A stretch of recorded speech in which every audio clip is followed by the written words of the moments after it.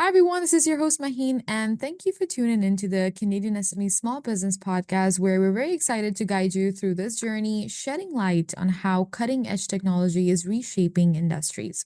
Today, we're diving deep into the nexus of technology and business evolution, exploring how small businesses can really harness the power of digital transformation to thrive in a rapidly changing world.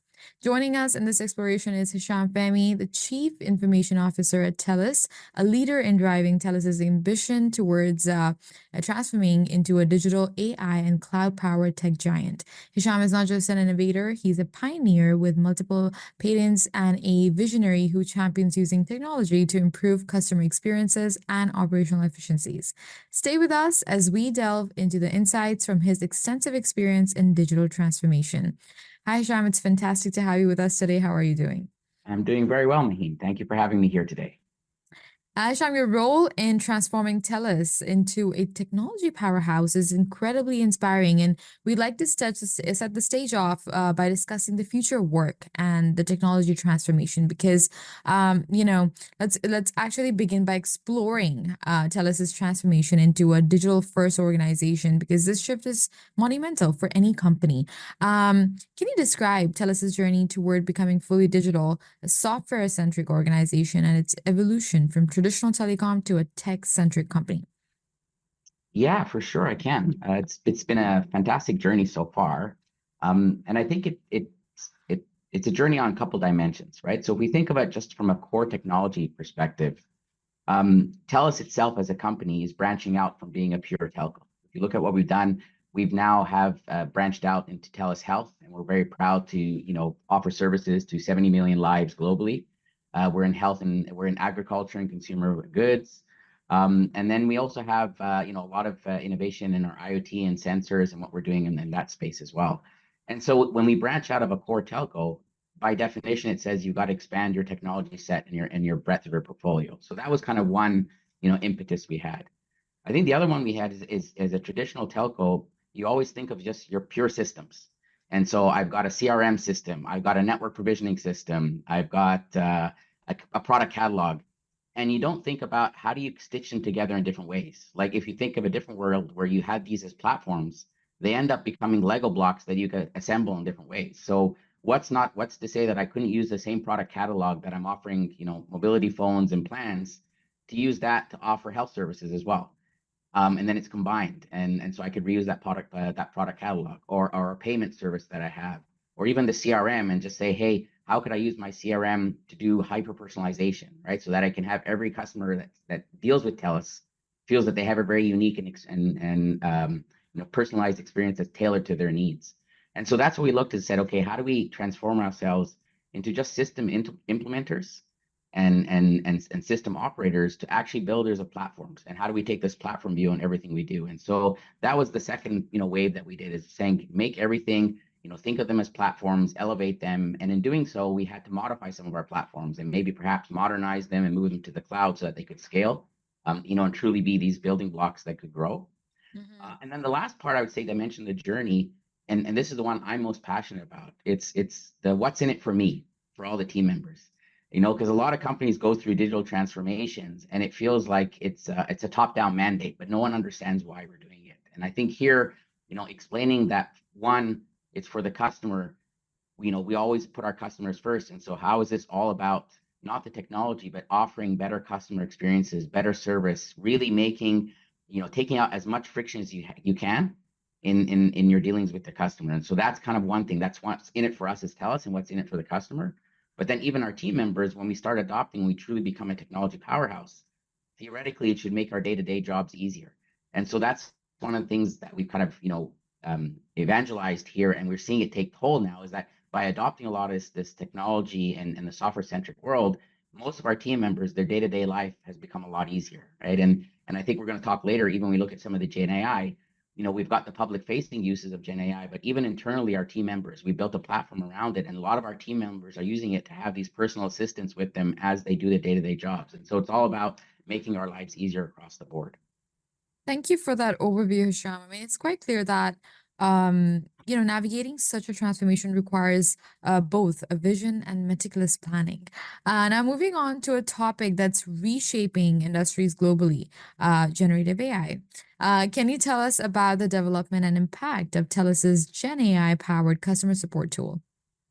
Yes, I can absolutely tell you about that. So maybe again, we'll start for the what's in it for them and the why, right? So when we thought, because a lot of people, when they want to use AI, they jump to the solution right away and they miss the whole point of what's the problem you're trying to solve or what are you trying to offer here. And so we've always been customer centric first. And so we know we had Gen AI and we've had many AI tools that we at our disposal, but what really are we trying to solve here? And what we noticed is a lot of our customers that want to deal with us, I think just in general, you think, studies show that 73% of customers want the ability to solve, their issues by themselves and do it self-serve. And there's other research that shows that 77% of customers would actually say that they value brands more positively if they offer self-serve options. So you clearly see that there's demand out there. And that's kind of research, but even anecdotally, I think all of us lead very busy lives, whether we're busy professional and we're kind of starved for time, or we have families and we have kids and we're shuttling them around. And so very few of us have the time and luxury to spend a lot of time to just answer a question if I have something with my TELUS service or I want to understand. So that was the first thing we said, hey, there's a clear need that our customers have. And so how are we there, whenever they want, wherever they want? And then we've always had our support tool online, but it's the traditional support tool that you see in many other websites, which is a lot of frequently asked questions, and then it's a very generic search. So it's still the responsibility on the customer. You got to go search and go find your answer. And you're putting, again, the work on the customer. That's not a great experience. You're not taking the friction out of the process. So this is where we saw there was an opportunity. There's maybe a bit of magic that we can add here is how do we actually say, again, that notion of anytime and anywhere you want, a customer's got this personal assistant that can answer and have a dialogue back and forth and go and actually find the answers for you. And so that's kind of why we did this and built this tool, right? And then in doing that, we leveraged, again, a lot of the generative AI investments we've made. We leaned in, when this, I'll call it hype really started about 18 months ago. We didn't view it as a hype, and we viewed this as this could be truly transformational. And so we kind of leaned into it. We built our internal platform. And the reason why we did this internally is there are risks around AI. And there's risks both from a data responsibility. I mean, AI is based on data, and you can't have AI if you don't have data. But that data is not your data. That data is customers' data, and so we have to make sure that we are securing that data, that we have all the right privacy around that data, that we have the right consent to use that data. And so that's a lot of stuff we spent a lot of time investing in, and you can see that we're I think only one of the few organizations globally that have the privacy by design certification, the ISO one that's certified, because it was really embedded in terms of how we handle data and how we treat it correctly. And the next part is when you look at the AI itself, there are risks with AI in terms of the biases that can be in the AI and the hallucinations that it can do. And so how do you put the guardrails and controls in there? And so again, that's something we took very seriously. And you see it again, like we're members of the Responsible AI Institute. We were awarded, an award by them for being most advanced in kind of in deploying responsible AI. And then even in the tool that we're talking about, this Gen AI tool, we actually got a certification for it done by KPMG to show that it was truly privacy by design built into it. And so there's a lot of the guardrails that we put around this tool to use it correctly. But this was due to like all our investments in believing that there's a lot of power here. And then we took it, we put it, and then we just said, okay, now make it as a delightful experience. So now put all the knowledge base we have about TELUS, everything we have about our products, everything we have about our services, what we have from historical questions that have been asked, and package that all, and then create this that can answer customers' questions. And what we're seeing is phenomenal results. Like the engagement that we see on people using that tool has been far exceeded our expectations. The feedback we get on it has been very positive, and so I think it's just been a great asset for us, and we're very proud of it, and we're happy that it's actually making our customers feel happier about dealing with TELUS. That's truly innovative. I mean, leveraging AI to enhance customer support not only sets TELUS apart, but also significantly improves service delivery. And on that note, I really want to pause our discussion to reflect on something so critical that you shared about integrating generative AI for improving customer service. I mean, this is for our listeners. Listeners, sometimes, embracing new technologies can be the key to transforming customer experiences and setting your business apart. So think about questions like, how does this resonate with your current business tools and customer interaction strategies? And are there any other technologies or innovations that you've, probably considered to enhance how you connect with your clients? But moving on, with great power comes great responsibility, especially when it comes to AI. Hisham, how does TELUS approach the ethical considerations and data privacy issues in its AI deployments? Yeah, I mean, like I was saying earlier, that this is something very paramount to us. Like I like the phrase you said, with great power comes great responsibility. Our friend Spider-Man there. It's very true, and I think it's even more so if we think of just businesses in general. Like one of your biggest currencies, because you have your product or your service, and that's what your customers know you for. But that I would say is almost table stakes. What really elevates you apart is now what trust you have from your customers. And it's businesses that can elicit a lot of trust from their customers. They're the ones that really succeed and have that intense loyalty. And so trust is hard to earn, but very easy to lose. And so when we look at that, when we look at what we talk about AI and responsible AI, it really its foundations is in trust and data privacy, and they're kind of linked together. So how do you earn the trust by saying I'm treating the data correctly? I'm not collecting data that I shouldn't be collecting. And then any data that I am collecting, I'm being very transparent about it. And then I'm also asking for your consent that do you actually allow me to use this data and have this data? So then that kind of side of the equation we get done right. The second thing, for all the data that has been consented, how do we treat that like crown jewels? Like this is something we protect and secure so that it can't be hacked, it can't be used, it can't be abused. And so that's the next layer we do is we really make sure we secure that data. And so that's the data side of the equation. Then now adding the element of generative AI, and then this is where it's the new unknown. When this data goes into generative AI, what happens there? What are the answers that come out? How can it be used? And so there becomes another layer that we have to do in trust, is saying, can you trust the output that's coming from generative AI? And in there we've done a lot of stuff on, how do you make sure you can I'll say you can never really truly eliminate, because you don't know all the data that these large language models have been trained on, but you can almost neutralize some of the bias in it. So you can neutralize it by how the data you're feeding it in, and are you making sure you remove bias from any data you're putting into it, but also having filters on the way out. And so how do you make sure what's coming out of it, are you actually filtering and checking for bias, checking for incorrectness? And then if there's any facts that are coming out, for example, our Gen AI tool, it may tell you certain things about our TELUS products or policies, but it will also give you a citation. It will tell you, and here's the link that you can follow to read on your own, and so that everything can be verified. And so that's another thing that you want to basically be able to verify all the answers that are coming out so that you can truly trust the output. And so that's been our design philosophy of how we do it. The other element we've done is we rigorously test these things. And so we have humans testing it. So we do this thing called red teaming, where we actually have people who are actively trying to hack the tool, and they try to innovate ways, think like a hacker, and how can you abuse the tool in different ways?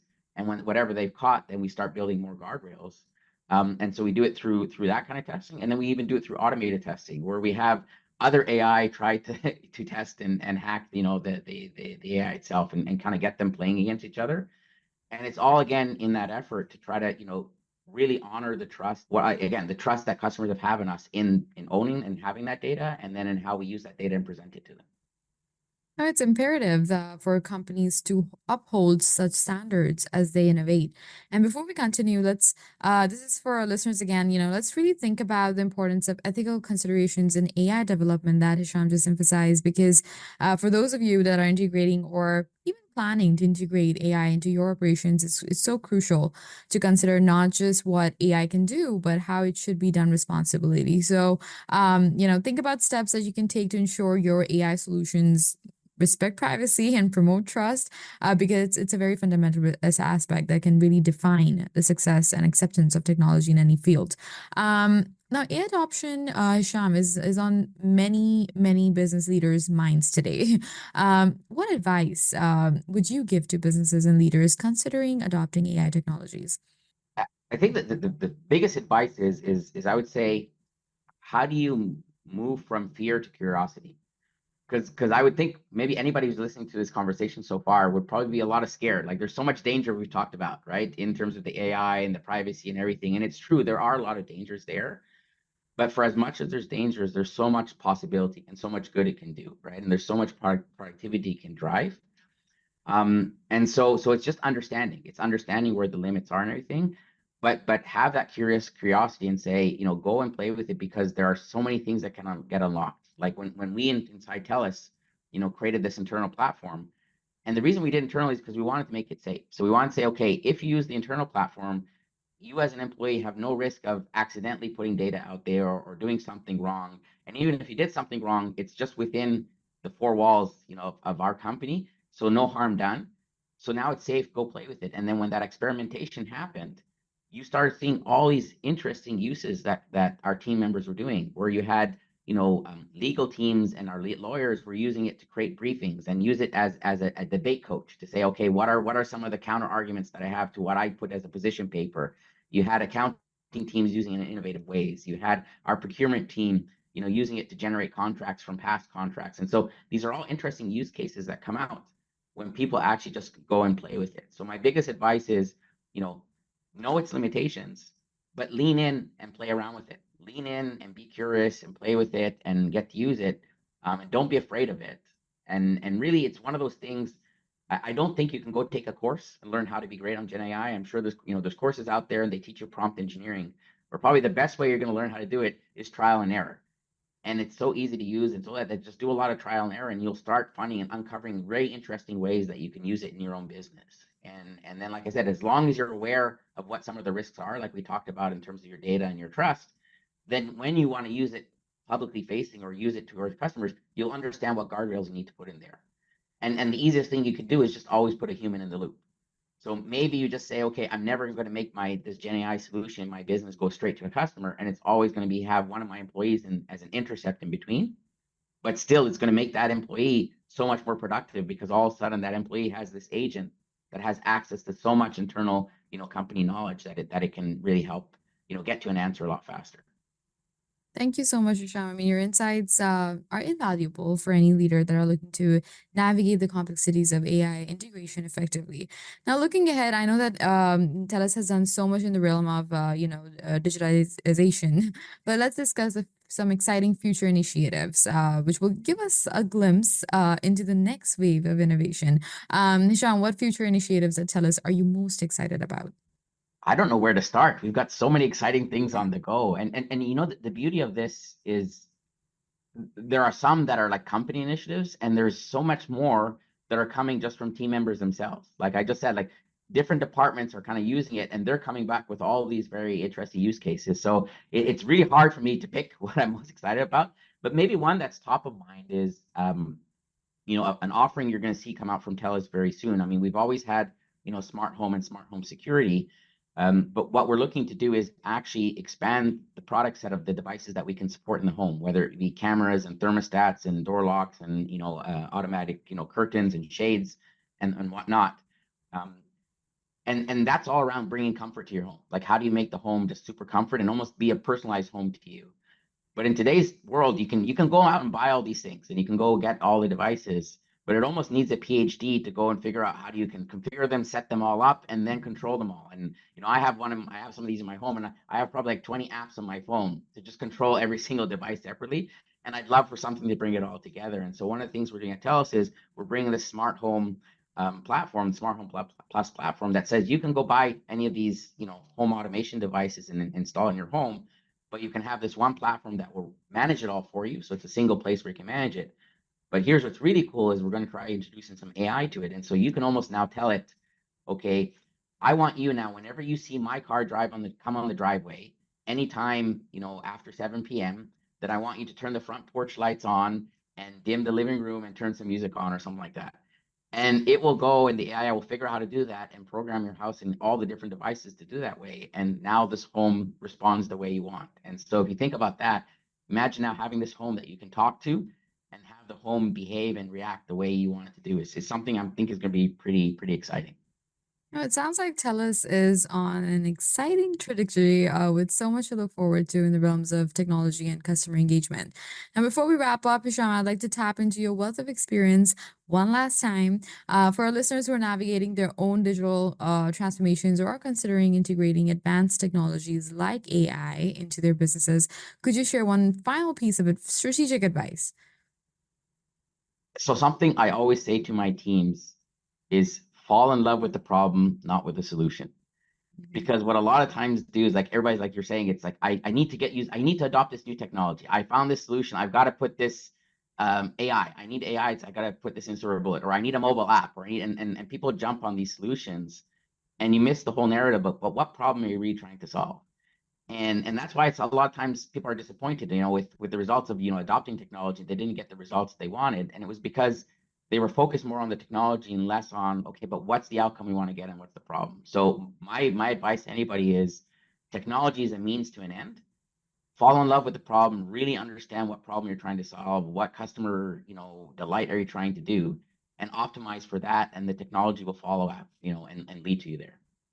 Thank you once again, Sham, for sharing your profound insights and experiences with us today. It's been quite an enlightening conversation about the power and potential of technology in transforming businesses. Again, thank you for your time.